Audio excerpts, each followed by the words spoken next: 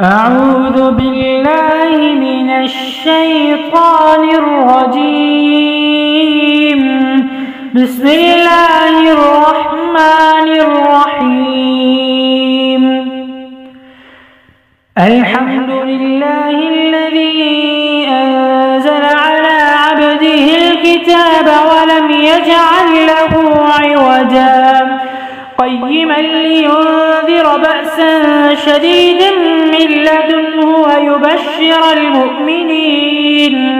ويبشر المؤمنين الذين يعملون الصالحات أن لهم أجرا حسنا ماكثين فيه أبدا وينذر الذين قالوا اتخذ الله ولدا ما لهم به من علم ولا لآبائهم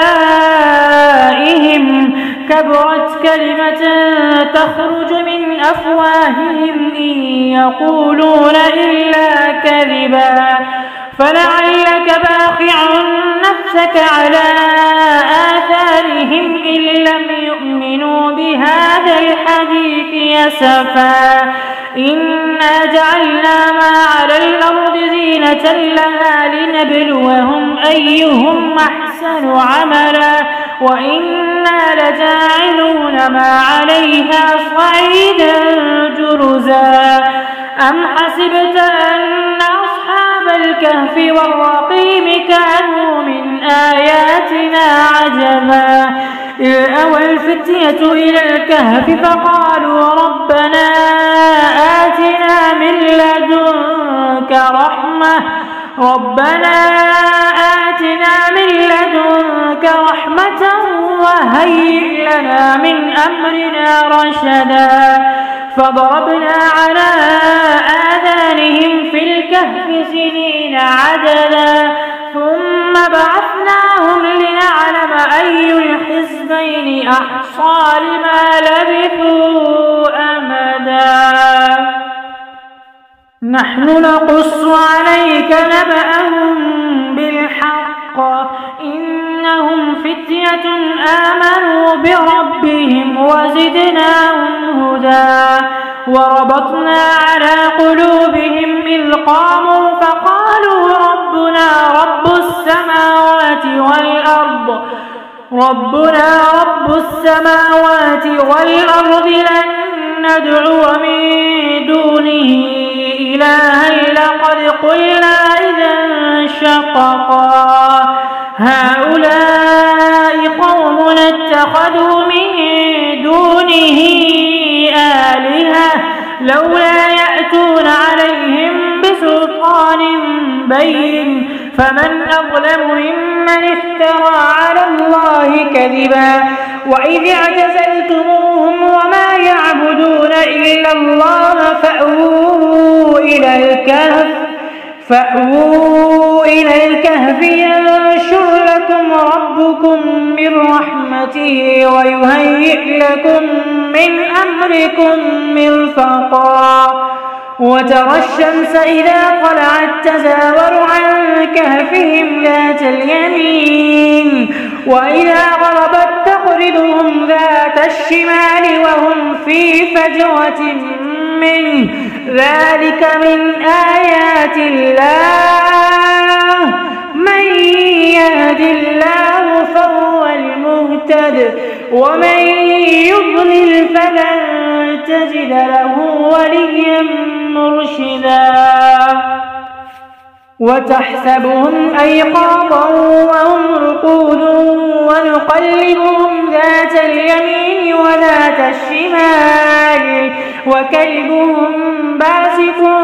ذراعيه بالوصيد لو اطلعت عليهم لوليت منهم فرارا ولملئت منهم رعبا وكذلك بعثناهم ليتساءلوا بينهم قال قائل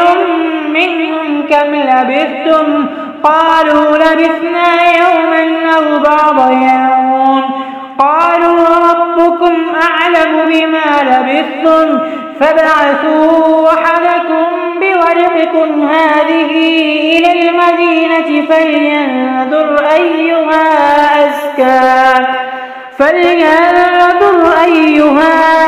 أزكى طعاما فليأتكم برزق منه وليتلطف ولا يشعرن بكم أحدا إنهم إن يظهروا عليكم يرجموكم أو يعيدوكم في ملتهم ولن تفلحوا إذا أبدا وكذلك أعثرنا عليهم ليعلموا أن وعد الله حق وأن الساعة لا ريب فيها إذ يتنازعون بينهم أمرهم فقالوا ابنوا عليهم بنيانا ربهم أعلم بهم قال الذين غلبوا على أمرهم لنتخذن عليهم مسجدا سيقولون ثلاثة رابعهم كلبهم ويقولون خمسة سادسهم كلبهم رجما بالغيب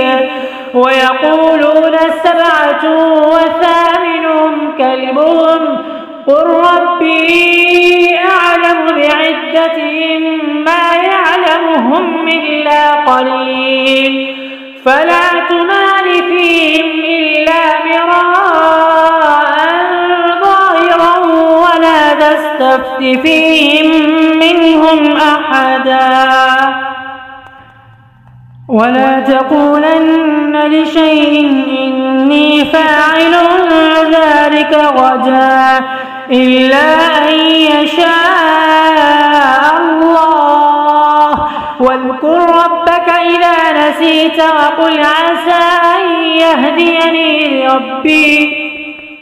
وقل عسى أن يهديني ربي لأقرب من هذا رشدا ولبثوا في كهفهم 300 سنين وازدادوا 9 قل الله أعلم بما لبثوا له غيب السماوات والأرض أبصر به وأسمع ما لهم من دونه من ولي ولا يشرك في حكمه أحدا واتل ما أوحي إليك من كتاب ربك لا مبدل لكلماته ولن تجد من دونه ملتحدا واصبر نفسك مع الذين يدعون ربهم بالغداة والعشي يريدون وجهه ولا تعد عيناك عنهم تريد زينة الحياة الدنيا ولا تطع من أغفلنا قلبه عن ذكرنا واتبع هواه وكان أمره فرطا وقل الحق من ربكم فمن شاء فليؤمن ومن شاء فليكفر إنا أعتدنا للظالمين نارا أحاط بهم سرادقها وإن يستغيثوا يغاثوا بماء كالمهل يشوي الوجوه بئس الشراب وساءت مرتفقا إن الذين آمنوا وعملوا الصالحات إنا لا نضيع أجر من أحسن عملا أولئك لهم جنات عدن تجري من تحتهم الأنهار يحلون فيها من أساور من ذهب ويلبسون ثيابا خضرا من سندس واستبرق متكئين فيها على الأرائك نعم الثواب وحسنت مرتفقا. واضرب لهم مثل الرجلين جعلنا لأحدهما جنتين من أعناب وخففناهما بنخل وجعلنا بينهما زرعا كلتا الجنتين آتت أكلها ولم تظلم منه شيئا وفجرنا خلالهما نهرا وكان له ثمر فقال لصاحبه وهو يحاوره أنا أكثر منك مالا وأعز نفرا ودخل جنته وهو ظالم لنفسه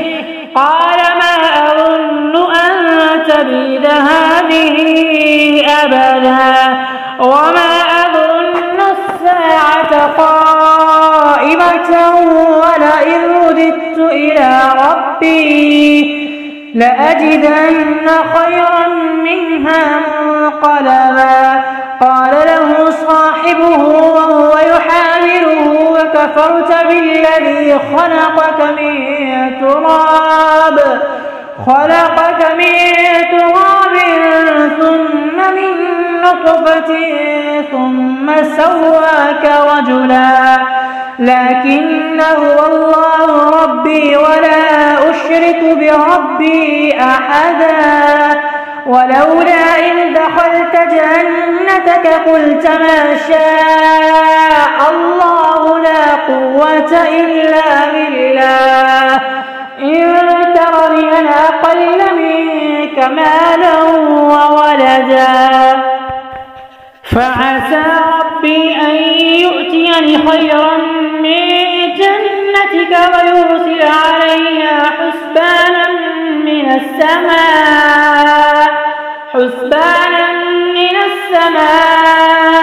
فتصبح صعيدا زلقا أو يصبح ماؤها غورا فلن تستطيع له طلبا. وأحيط بثمره فأصبح يقلب كفيه على ما أنفق فيها وهي خاوية على عروشها ويقول يا ليتني لم أشرك بربي أحدا ولم تكن له فئة ينصرونه من دون الله وما كان منتصرا. هنالك الولاية لله الحق هو خير ثوابا وخير عقبا. واضرب لهم مثل الحياة الدنيا كماء أنزلناه من السماء فاختلط به نبات الأرض فأصبح هشيما تذروه الرياح وكان الله على كل شيء مقتدرا. المال والبنون زينة الحياة الدنيا والباقيات الصالحات خير عند ربك ثوابا وخير أملا. ويوم نسير الجبال وترى الأرض بارزة وحشرناهم فلم نغادر منهم أحدا وعرضوا على ربك صفا لقد جئتمونا كما خلقناكم أول مرة بل زعمتم أن لن نجعل لكم موعدا. ووضع الكتاب فترى المجرمين مشفقين مما فيه ويقولون يا ويلتنا ما لهذا الكتاب لا يغادر صغيرة ولا كبيرة إلا أحصاها ووجدوا ما عملوا حاضرا ولا يظلم ربك أحدا. وإذ قلنا للملائكة الملائكة اسجدوا لآدم فسجدوا إلا إبليس كان من الجن ففسق عن أمر ربه أفتتخذونه وذريته أولياء من دوني وهم لكم عدو بئس للظالمين بدلا ما أشهدتهم خلق السماوات والأرض ولا خلق أنفسهم وما كنت متخذ المضلين عضدا ويوم يقول نادوا شركائي الذين زعمتم فدعوهم فلم يستجيبوا لهم وجعلنا بينهم موبقا ورأى المجرمون النار فظنوا أنهم مواقعوها ولم يجدوا عنها مصرفا ولقد صرفنا في هذا القرآن للناس من كل مثل وكان الإنسان أكثر شيء جدلا وما منع الناس أن يؤمنوا إذ جاءهم الهدى ويستغفروا ربهم إلا أن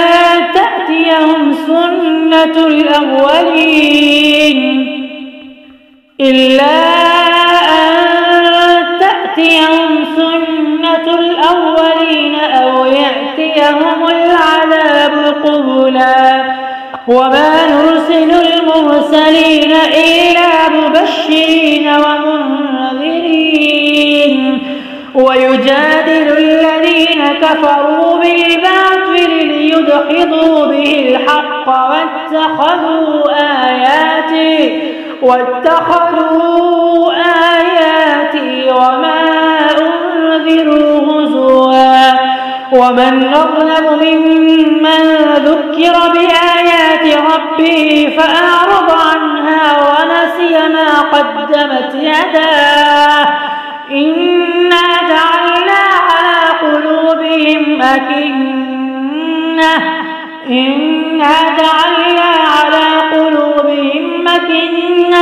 أن يفقهوه وفي آذانهم وقرا وإن تدعهم إلى الهدى فلن يهتدوا إذا أبدا وربك الغفور ذو الرحمة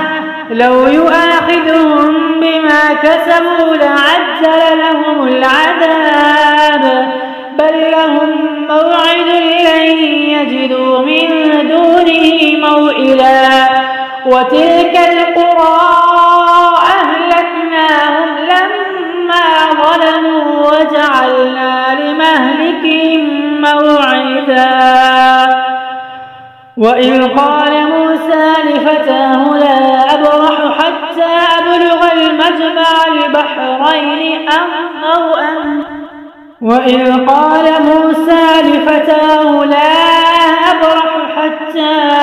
أبلغ المجمع البحرين أو أمضي حقبا فلما بلغا مجمع بينهما نسيا حوتهما فاتخذ سبيله في البحر سربا فلما جاوزا قال لفتاه آتنا غداءنا لقد لقينا من سفرنا هذا نصبا قال أرأيت إذ أوينا إلى الصخرة فإني نسيت الحوت وما أنسانيه إلا الشيطان أن أذكره واتخذ سبيله في البحر عجبا قال ذلك ما كنا نبغي فارتدا على آثارهما قصصا فوجدا عبدا من عبادنا آتيناه رحمة من عندنا وعلمناه من لدنا علما قال له موسى على أن تعلمني مما علمت رشدا قال إنك لن تستطيع معي صبرا وكيف تصبر على ما لم تحط به خبرا قال ستجدني إن شاء الله صابرا ولا أعصي لك أمرا قال فإن اتبعتني فلا تسألني عن شيء حتى أحدث لك منه ذكرا فانطلقا حتى إذا ركبا في السفينة خرقها قال أخرقتها لتغرق أهلها لقد جئت شيئا نمرا قال ألم قل إنك لن تستطيع معي صبرا قال لا تؤاخذني بما نسيت ولا ترهقني من أمري عسرا فانطلقا حتى إذا لقيا غلاما فقتله قال أقتلت نفسا زكية بغير نفس لقد جئت شيئا نكرا قال ألم أقل لك إنك لن تستطيع معي صبرا قال إن سألتك عن شيء بعدها فلا تصاحبني قد بلغت من لدني عذرا فانطلقا حتى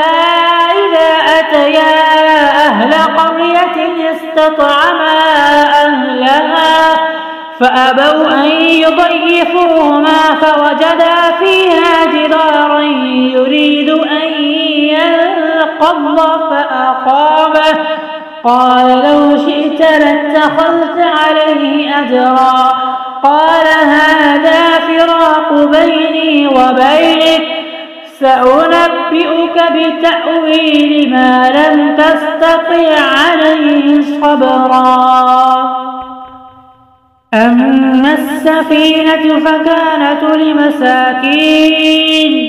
فكانت لمساكين يعملون في البحر فأردت أن أعيبها وكان وراءهم ملك يأخذ كل سفينة غصبا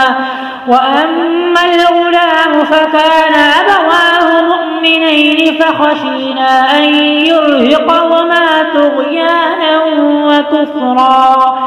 فأردنا أن يبدلهما ربهما خيرا منه زكاة وأقرب رحما وأما الجدار فكان لغلامين يتيمين في المدينة وكان تحته كنز لهما وكان أبوهما صالحا فأراد ربك أن يبلغا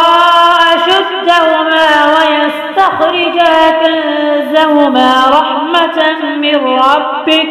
وما فعلته عن أمري ذلك تأويل ما لم تستطع عليه صبرا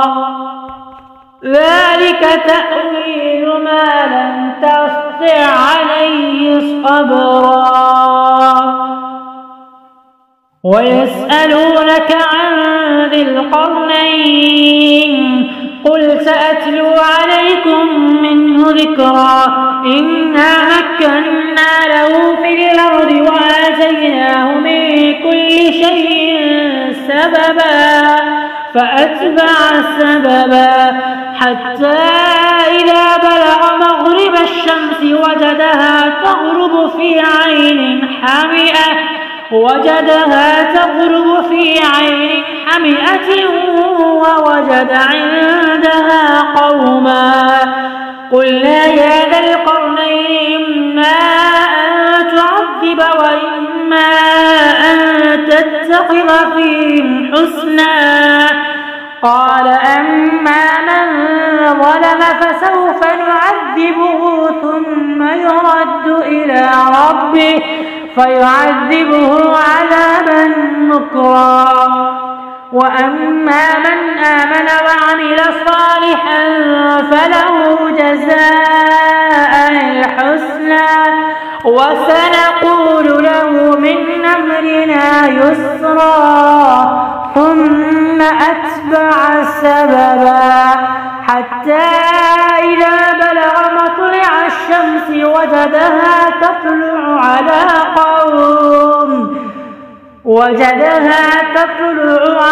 قوم لم نجعل لهم من دونها سترا. كذلك وقد أحطنا بما لديه خبرا. ثم أتبع سببا حتى إذا بلغ بين السدين وجد من دونهما قوما لا يكادون يفقهون قولا. قالوا يا ذا القرنين إن يأجوج ومأجوج مفسدون في الأرض فهل نجعل لك خرجا على أن تجعل بيننا وبينهم سدا. قال ما مكني فيه ربي خير فأعينوني بقوة أجعل بينكم وبينهم رجما. آتوني زبر الحديد حتى إذا ساوى بين الصدفين قال انفخوا حتى إذا جعله نارا قال آتوني أفرغ عليه قطرا. فما استطاعوا أن يظهروه وما استطاعوا له نقبا. قال هذا رحمة من ربي فإذا جاء وعد ربي جعله دكاء وكان وعد ربي حقا. وتركنا بعضهم يومئذ يموج في بعض ونفخ في الصور فجمعناهم جمعا وعرضنا جهنم يومئذ للكافرين عرضا. الذين كانت أعينهم في غطاء عن ذكري وكانوا لا يستطيعون سمعا. أفحسب الذين كفروا أن يتخذوا عبادي من دوني أولياء إنا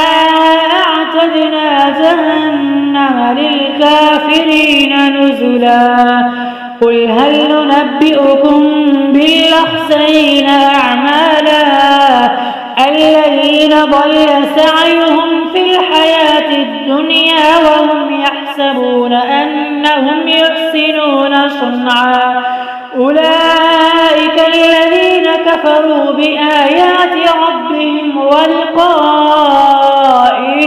ولقائه فحبطت أعمالهم فلا نقيم لهم يوم القيامة وزنا. ذلك جزاؤهم جهنم بما كفروا واتخذوا آياتي ورسلي هزوا. إن الذين آمنوا وعملوا الصالحات كانت لهم جنات الفردوس نزلا خالدين فيها لا يبغون عنها حولا. قل لو كان البحر مدادا لكلمات ربي لنفد البحر قبل أن تنفد كلمات ربي ولو جئنا بمثله مددا. قل إنما أنا بشر مثلكم يوحى إلي أنما إلهكم إله واحد فمن كان يرجو لقاء ربه فليعمل عملا صالحا ولا يشرك بعبادة ربه أحدا.